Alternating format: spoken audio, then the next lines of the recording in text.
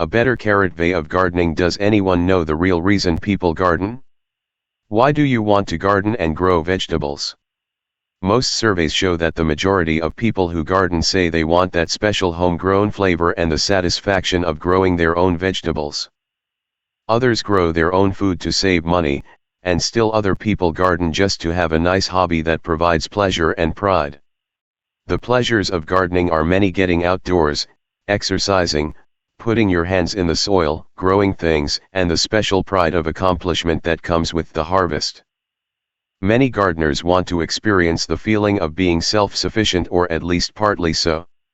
Also, they want to have some control over what they eat, particularly to have fresh, wholesome food that doesn't contain additives or preservatives, that isn't contaminated by pesticide residues, and that hasn't been grown from genetically engineered seed. All of these are good reasons for gardening. It is truly one of America's most popular leisure activities. Of course, for homesteaders and other people who garden on a larger scale, it's a way of life and a means of subsistence. Why I looked for a better way in order to satisfy your gardening desires and goals, whatever they may be. It's important to be successful in what you're doing. After all, the final harvest is the true goal of gardening. And growing plants in a neat, attractive, weedless garden can help lead to that harvest goal. If your garden stays neat and productive throughout the entire growing season, consider yourself one of the rare few.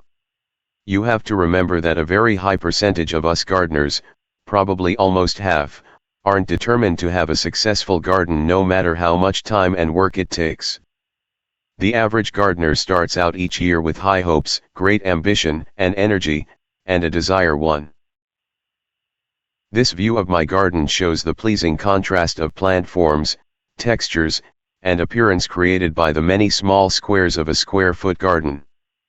A garden this attractive doesn't have to be hidden way out back for a really big, well-kept garden.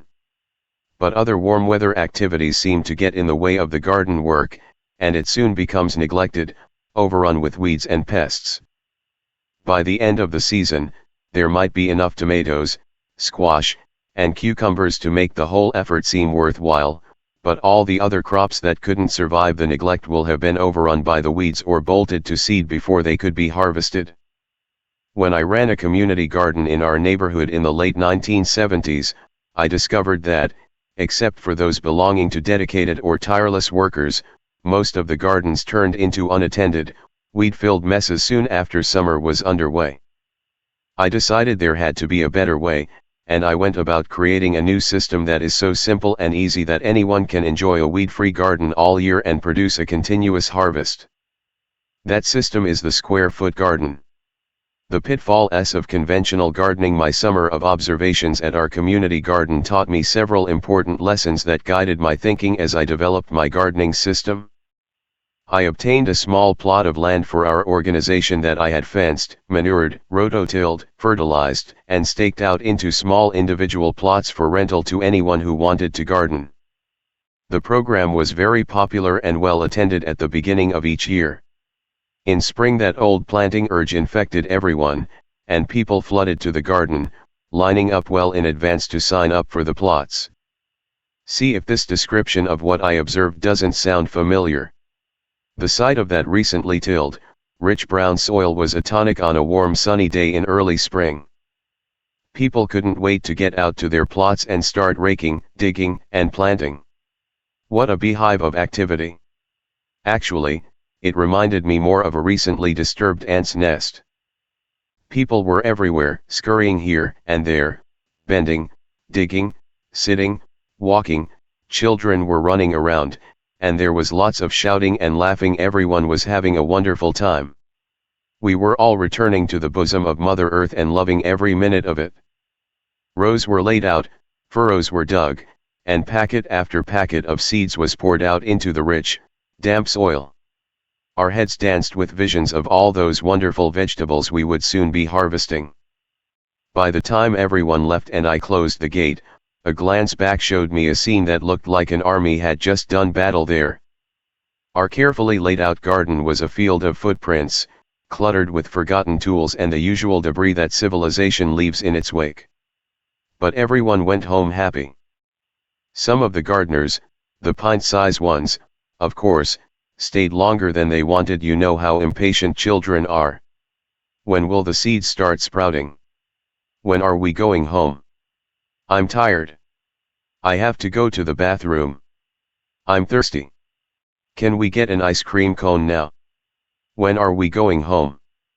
But nevertheless, we all did enjoy ourselves and couldn't wait till next week. Spring fever doesn't last, unfortunately. The next week brought rain and gloom. Not many of us returned, but luckily the bad weather lasted only a few days. Soon everyone came drifting back, and the following Saturday the gang was out in force again. This time, they didn't stay as long, and I noticed there weren't as many children in attendance. However, the following week participation and excitement were renewed because most of the seeds had sprouted, and long rows of beautiful, young green leaves were visible in all the plots. Some people started thinning and transplanting, others just stood and admired all that green. Unfortunately, a lot of green was also showing between the rows. 2. So some of the group started weeding, but others were busy planting transplants bought at the local nursery. By the following week, the crowd had settled down to a more or less steady group. Oh, everyone came at one time or another during the week. But you could begin to see which gardens were going to prosper. Some people had already called me to say they were moving, doing something else on Saturday, or had developed a bad back and couldn't continue the garden. That was no problem. We had a waiting list of anxious gardeners who would be happy to take over their plots. But of 100 gardeners who started, about 20 dropped by the wayside within 2 months. By that time spring was well into the warm weather, and everything grew like crazy, including the weeds. Overplanted and overwhelmed, everyone was having trouble keeping up with the weeding, watering, and thinning. It was difficult to find time to do all three, and thinning those long rows of thickly planted seeds began to take last place on the priorities list. When we finally did get around to thinning, the crowded plants were spindly and overgrown. You couldn't pay anyone to take a few extra lettuce or cabbage plants because everyone had so many. Between our reluctance to thin out the lush green rows and the necessity of killing young seedlings that were not needed, many of us just left our rows unthinned. It was the last thing on our minds. After all, there were weeds to pull, new tomato plants to put in, stakes to pound into the ground, cucumber and squash seeds to plant. The lettuce and cabbage would just have to get thinned next week. By early summer only the most serious, dedicated gardeners were keeping up their plots, even if they had to fight their way in at times. The others had picked some scrawny lettuce and a few overgrown radishes, only a few. Most of my colleagues planted half a package of seeds in a 10-foot row before I could stop them. That's more than 200 radishes. Of course, they were planted so close together that most didn't grow any bigger than a long, skinny root. But some of the plants, despite their crowding, managed to form nice little bulbs, which grew to golf ball size before being harvested. The unharvested radishes continued to grow, and soon we saw pretty white flower stalks rising above the radish rows. Summer brought the tomatoes. What a glorious crop we were going to have! Everyone planted tomatoes. Of the 100 plots, 98 contained tomatoes. They are truly America's favorite vegetable. But you should have seen the assortment of stakes and supports everyone was using. It was a comic tragedy. The comic part, the tragedy would come later, was watching the creative-minded among us propping up their tomatoes with a motley assortment of things like old fishing poles and lines or drapery rods tied with Venetian blind cords. Other people went in the opposite direction and built the most elaborate supports you could imagine. One was constructed of long bamboo poles lashed together in a massive AMD complex structure that looked formidable enough to replace the Great Wall of China. But despite all the odd, elaborate supports, the tomatoes continued to outgrow whatever people installed. I remember one plot in particular that was planted in nothing but tomatoes, enough plants for half an acre, all crowded into a tiny community garden plot. The owners reflected on how much they expected to put up in the form of sauce, soup, juice, whole, and quartered tomatoes. But by August, they couldn't even get into their plot, much less try to tie up the plants. One particular weekend I remember talking to them after they had picked 1.5 bushels of tomatoes and wondered what on earth they were going to do with them all. At that time of the year, all the people I knew were in the same predicament. We all found ourselves with so much harvest we were actually embarrassed and had no idea what we were going to do with it all. Fortunately, for many of us that only happens for a few weeks out of the year with most vegetables. Nature has a way of helping out. Just when you're so inundated with zucchini squash that your non-gardening neighbors close their curtains when you walk down the street, along comes the squash vine borer and zap go your plants. Other years, when you can't eat the cucumbers fast enough to keep ahead, the plants wilt overnight, and the season is over. And the spring vegetables have a habit of going to seed all at once. Just when you were admiring your long rows of nice lettuce heads, they all shoot up and bolt to seed within a week. When it happens, you resolve that next year you'll pick them sooner, before they get full size. We all fall victim to such good intentions. Our good intentions back then sometimes made things even worse. Growing and eating microgreens and baby vegetables wasn't the popular trend that it is now. We were very reluctant to pick half-grown, half-size vegetables, even though we'd read the advice to thin our crops because the thinnings are great in salad and picking them makes room for the other plants to grow. We found it almost impossible to actually do. We'd all been brought up in this great country of ours to think that bigger is better. Today's gardeners have the advantage on this front because they've learned the health advantages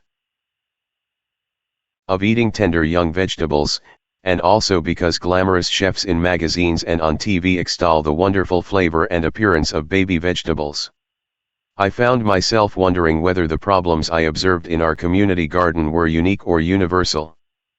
So I asked around and started really noticing and visiting homes and gardens all around the area. I found that most of them were in the same condition, and the owners complained about the same problems I was observing. Reflecting on my own gardening experiences in various parts of the country, I realized this was par for the course. Since then, my travels and lectures in many states have convinced me that overplanting and a lack of thinning are universal problems. A sad end to the season, needless to say. By September our community garden was a terrible mess.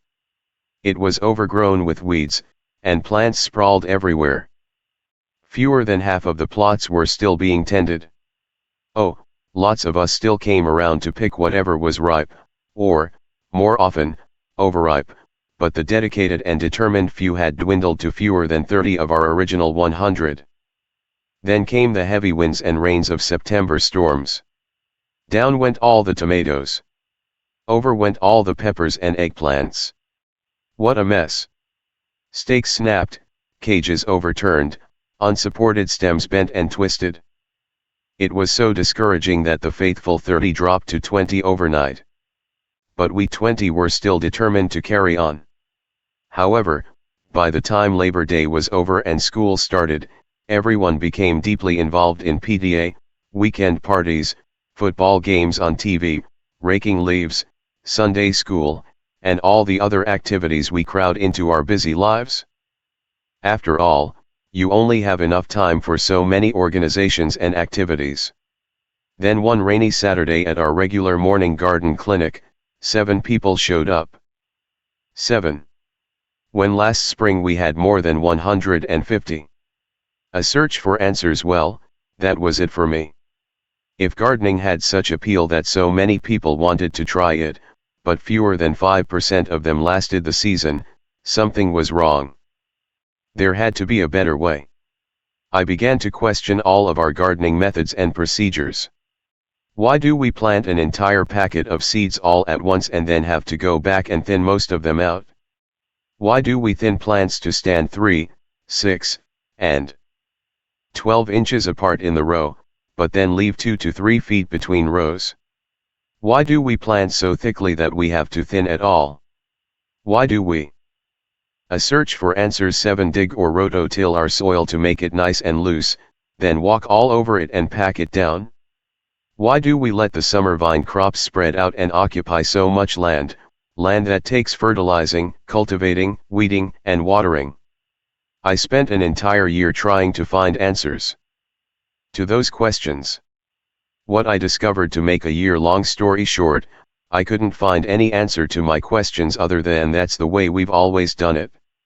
I consulted all the experts, read all the books and magazines, and dug up all the pertinent information that I could find. What I did conclude was that most of our home gardening methods had their origins in commercial agricultural practices. Home gardeners aren't farmers. Farmers who have had to become increasingly dependent on animals and, later, machines rather than hand labor need wide open paths between plant rows in order to get the tractor in to plant, cultivate, fertilize, and harvest. But we poor home growers aren't farmers, and we don't have tractors. We do have a lot of hand labor available, however. In fact, that's all we have. In addition, most of us have just a small backyard garden in which to putter around and raise a few crops.